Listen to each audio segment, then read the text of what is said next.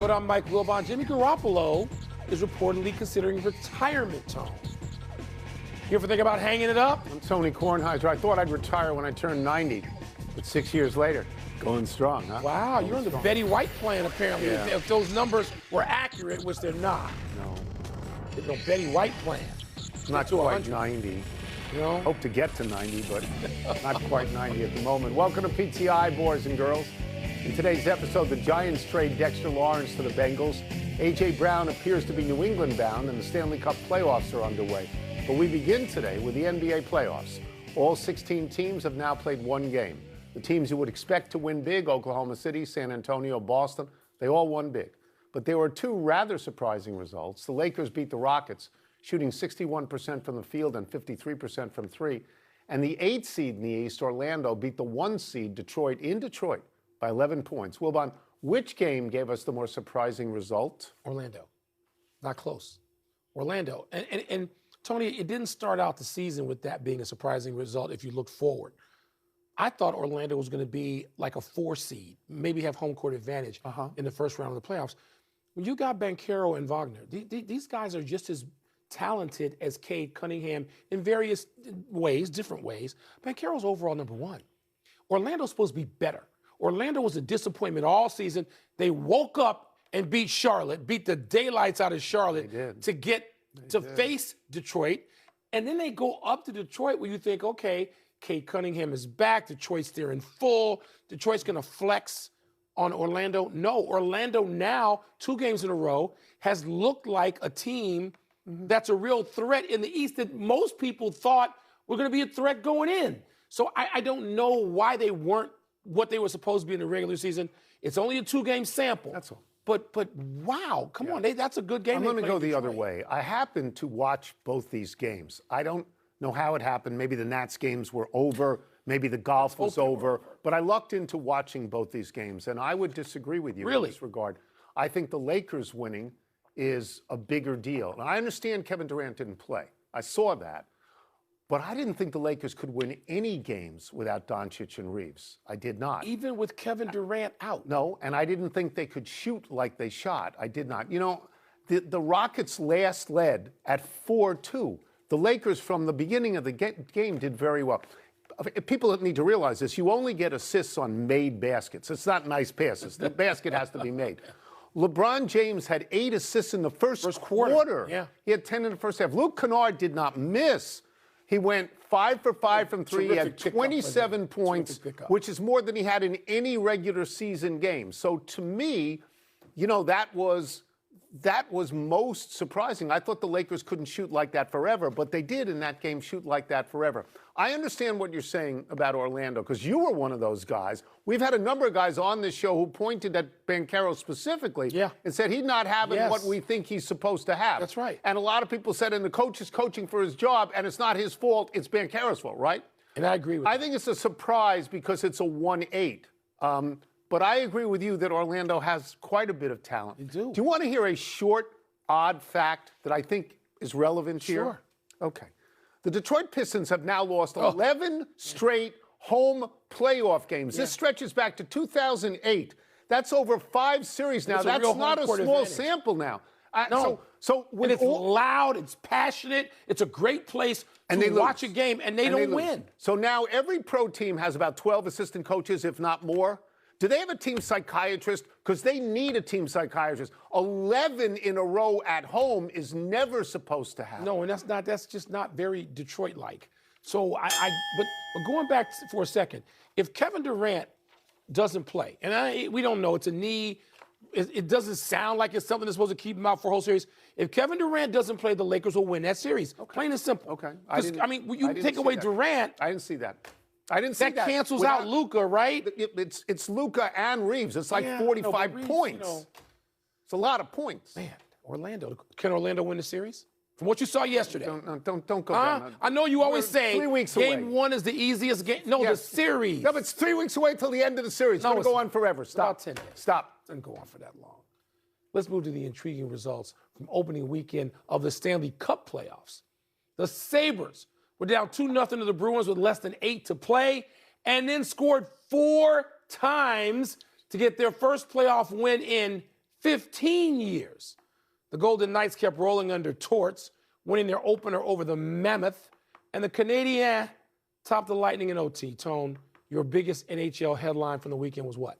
I want to say Tortorella. I want to give him all the credit in the world. He came to the team. They fired their coach with 8 games left. He won 7. He still has not been beaten in regulation because they lost an overtime game. Then he gets to the playoffs and he wins the first game. And I want to say this is all about him because they were down 2-1 in the third period. But no, you have to say Buffalo because Buffalo was down 2-0 in the third period. Let's go over what they did. 8 minutes to go, down 2-0. They scored 7:58. They score again to tie at 4:16. They score again to take the lead at 3:24 to go. They score an empty netter with 1:12 to go. So they go from 0-2 to 4-2 in about 6.5 minutes. And they've not been in the playoffs in 15 years. It's the first game they have won in 15 years. I don't, did Boston leave the ice in the third period? How could that happen? I want to concentrate on Buffalo. Boston's had its successes and its Cup trophy.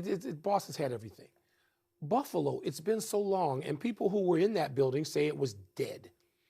And I have spent enough time in Buffalo with the football team and the despair over losing playoff games. They've gotten in the playoffs, and they've won some home games, but they've lost the biggest games. And there's carryover. You know how small Buffalo is relative. To other places and what that means, those two teams in that city. And so it's just like, oh my God, I happened to turn on, it was 2-0. I'm like, oh, poor Sabres. This is going to go the way of Buffalo. Good for them, but let me mention Edmonton, because Edmonton, the headline hasn't happened yet.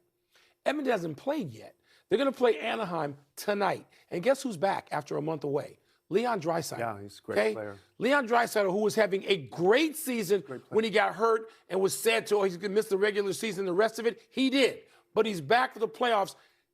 Can they get to the final a third consecutive time? And if they do, could they win since Florida's not around? Can I go back to Buffalo for a second? They're only the second team in the history of the NHL to win a playoff game in regulation down multi-goals with 8 minutes or less to go. You know the last team was that did that? Who? A team called the New York Americans. I don't know who they are. Wow. And I grew up in New York. Wow. In 1940. That's 86 years ago. If I was actually that old that we said at the beginning of the show, I'd have been a kid at that point. It's 86 years ago. The original 6, we know who they are. Where the Americans I honestly don't know. Oh, a small little fact, one small fact. Yeah. Tampa Bay has now lost 8 of their last 9 games at home in the playoffs. They won the Cup recently twice, 2020, 2021. Mike, there's probably guys on that team who were on those teams. Now they can't get it. That's weird. Let's move to the NFL. This is not a draft story, but it has implications for the upcoming draft. The Giants traded their disgruntled Pro Bowl defensive tackle, Dexter Lawrence, to defense-hungry Cincinnati for the 10th pick in the draft, giving the Giants the 5th and 10th picks. And today, Adam Schefter of ESPN is saying the Eagles will trade A.J. Brown to the Patriots after June 1st. Got to wait till then because of cap considerations. Wilbon, which is the more intriguing NFL news? This isn't close to me. I'm tired of A.J. Brown. I think A.J. Brown has essentially outlived his usefulness. All these people who say always open. And he's a number one. He's reading. Always open. He's reading a book or he's on a Peloton. Always open. Move him over here. This trade the Giants made with the Bengals is intriguing to me. The Bengals are having to almost audition. Their front office has to audition to keep Joe Burrow. Yes. And Joe Burrow, if we believe that Joe Burrow really is this tough a guy, he's looking to see what kind of effort is being put forth by his front office to bring some players, and particularly on the defensive side. Cincinnati's got offensive players, and particularly the receiving core, to win the Super Bowl with if Joe Burrow, by the way, can be healthy. He's got to be upright. But I don't know Dexter Lawrence has as much left as he appeared to have 2 and 3 years ago. He's, just shy of 30 still. He should have a lot left. I think he does. Okay, but you can, with the 5 and the 10, if you're the Giants in this draft, you can get 2 linemen, an edge, and a tackle who can really turn it around. If you're the Giants, I'm not saying it's a bad thing for the Giants. Okay, I'm saying it's a good thing for Cincinnati. And I'm also saying it's more important than A.J. Brown because it has actually happened. A.J. Brown may or may not June be traded. 1st, it sounds like it's got to happen. Fine. That's fine. You're right. Joe Burrow called them out. Said, we got to stop doing this. We got to get better than this. They had already given him great wide receivers. Now they go out in free agency. They signed 2 defensive linemen and a safety, and now they bring in Dexter Lawrence. Because the last person you want to say out loud, we got to change things, is a Pro Bowl quarterback. Because you don't want to lose a Pro Bowl quarterback. So it appears to me that Cincinnati is actually trying hard. When you say you don't know what he has left, they get 40 a game with Burrow. They only have to hold somebody to 38. Well, they don't have to have the best defense. It's got to be better. He didn't have a terrific 2025 season. And he was hurt, and he just wasn't in 2025 what he had been in, 22, I'd 3, bet and on 4. him. I would bet on him. You would think there'd be a bounce-back season in him, a guy who can literally anchor that defensive line in a way that they have. We are talking about 2 teams right now. New England, because that's where A.J. Brown is headed. Yeah. New England and Cincinnati, that could be Super Bowl contenders right now. The New England went to the Super Bowl. I bet Drake May is very happy about this because they went to the Super Bowl without a great wide receiver. My understanding is Mike Vrabel coached him in Tennessee. Did in Tennessee. Maybe they have a He's going to fall in line now, we all think. Well, I don't know about that because I tend to agree with you that A.J. Brown is problematic.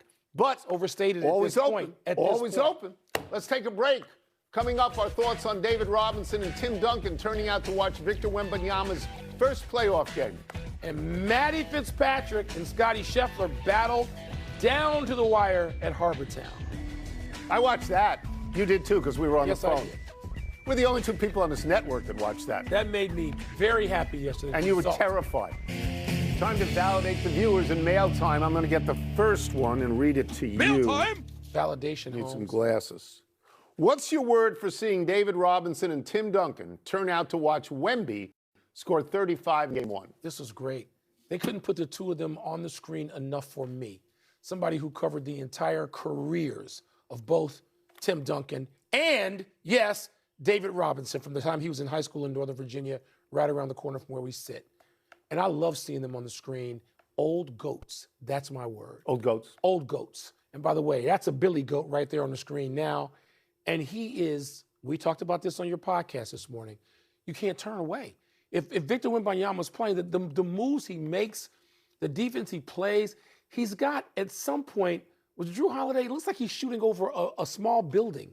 Because when he extends from 7'4" to whatever the reach is, you can't get the ball over. It's like getting the ball over the sun. So defensively, he changes the game. Offensively, he's pulling up, hitting threes, turnaround threes like Larry Bird.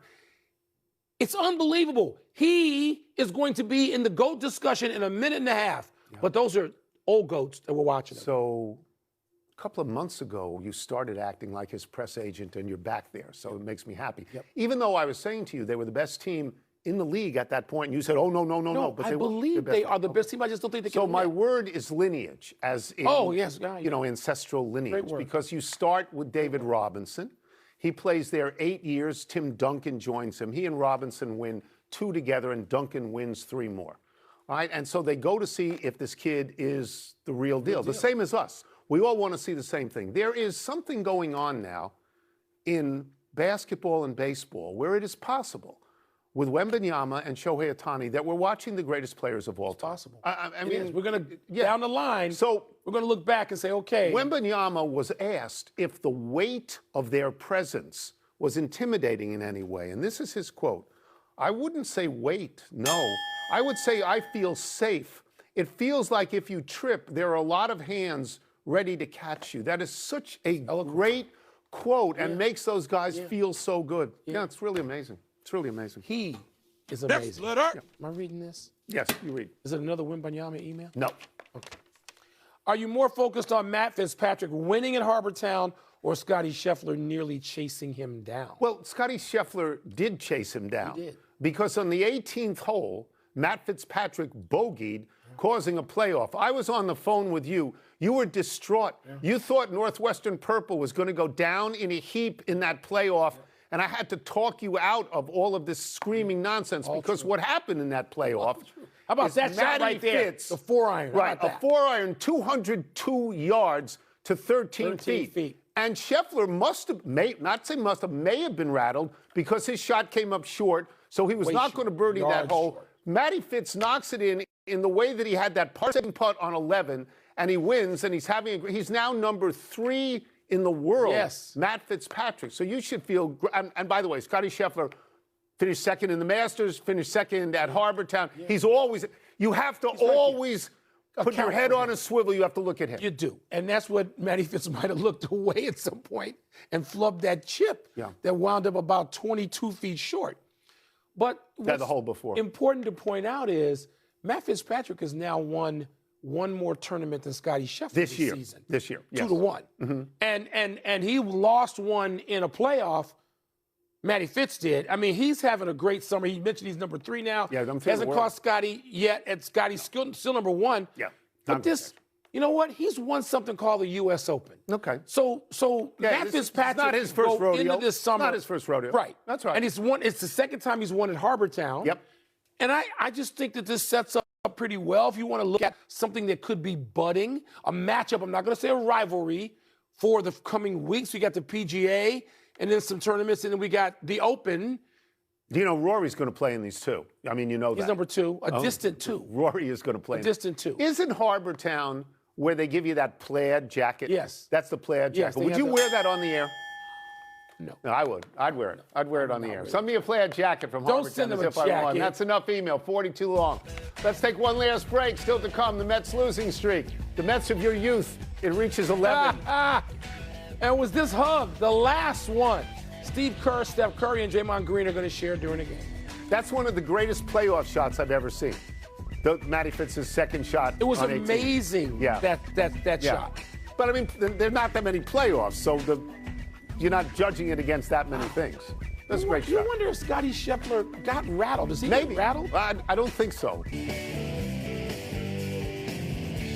Happy time, people. Happy 81st birthday, Steve Spurrier. A great college football player and a great college football coach. Spurrier won the Heisman as a quarterback at Florida and later won a national championship coaching the Gators. He won 72% of his games at Duke, Florida, and South Carolina. He won 6 SEC titles at Florida and an ACC title at Duke. The old ball coach was inducted into the College Football Hall of Fame as a player and a coach, one of only 4 people to be so honored. He briefly coached the Washington football team in the NFL. And at the end of one season, Spurrier said, quote, "Well, we finished 5-11, not very good, but there were some teams that were worse than us. I guess that's one positive way to look at it. We aren't the worst team," unquote. Love the quote, love Spurrier. There's another quote on the way into town that Steve Spurrier gave you. You want to remind people what he said? My goal in life is to have Michael Wilbon say I'm a good football coach. Wilbon. Michael Wilbon. And you know, despite that, you know how much I love Steve Spurrier. We both did. Yeah. It was so much fun to have him around, and we wish he'd been around longer. Happy anniversary, Michael Jordan. On this day 40 years ago, Jordan scored a still NBA playoff record 63 points in a double overtime loss to Larry Bird and the Celtics at the Garden. After the game, Bird said, quote, "I couldn't believe anybody could do that against the Boston Celtics." Jordan's 63 overshadowed Bird's 36 points, 12 rebounds, and 8 assists. Jordan got 49 in Game 1. He got 63 in Game 2, which led people to wonder if he'd get 77 in Game 3. Bird, who called Jordan the greatest player he'd ever seen, said, quote, "He won't get 77. I'll retire if he does." Indeed, Jordan got 19 in Game 3 as the Celtics swept Chicago, went on to win the NBA championship by beating Houston 4-2 in the finals. You can say that the legend of Michael Jordan starts in North Carolina, beating Georgetown with that last late jump shot. It really starts there. Because when he did that to the Celtics, like Larry Bird said, you thought, I thought, watching it at home in my parents' basement, oh my God, this dude is different. Happy trails to 11 in a row for the Mets. The Mets were so close to snapping their losing streak on Sunday, but closer Devin Williams blew a 1-0 lead in the 9th, and the Cubs went on to win 2-1 in the 10th. The Mets held baseball's highest opening day payroll at just over $350 million. But during this swoon, they have been outscored 62-19. Wow. Juan Soto has been out since April 3rd, but he's expected to return from his calf strain during the team's 9-game homestand that begins tomorrow. And in Wilbon news, Sunday was the Cubs' 5th straight win. And happy to get that, but I'll transition, sadly, to melancholy trails. The death of Rod Martin, the former Raiders linebacker, 72 years old, was part of 2 Raiders Super Bowl championship teams and quite a player at linebacker. Sorry to hear that news. Yes. Let us go to the big finish if we could. Let's do it. Center Audie Crooks is leaving Iowa State for Oklahoma State. Do you find that significant? When you're that good, there's significance, and she's like the second leading scorer. But the transfer news, doesn't it just overwhelm you? Can you differentiate? Everybody has to go through the portal. I just want to say this. Michigan won, starting 5 transfers, I know. so it's important. It is. It's it important. Is. You're right. Cowboys made Brandon Aubrey the highest paid kicker in the NFL at $28 million over 4 years with 20 guaranteed. Your thoughts? He had 6 kicks of 60 yards or more that went through. If at either, there's no part of the field almost that he can't get 3 points. I do think it's significant. I do. I think it's a big deal, especially if they go to 4 points on a new rule from 60 and out. Man City beat Arsenal 2-1. Break it down. Look, these two have been battling. This game was played at an incredibly high level. I was going to try to get you to watch, and I realized I just been wasting my time. Fabulously entertaining game. Steve Kerr shared a hug with Steph and Dre Friday night. Say anything to you? Says he loves those guys. It does not tell me automatically he's retired. Okay. It does not. Okay. Last one, Tyler Reddick won his 5th NASCAR race of the year in 9 tries. Big deal, right? Yeah, we can go back to Michael Jeffrey Jordan, all right? And this is a different chapter. But Tyler Reddick, how about that? 5 wins in 9 tries. You don't do that often. Been 40 years. We're out of time. We'll try to do better the next time. I'm Tony Kornheimer. And I'm Mike Wilbon. Same time tomorrow, knuckleheads. Shout out to the Northwestern women's lacrosse team. Another Big Ten championship domination home. Send me the Here's plaid Sports jacket. Center.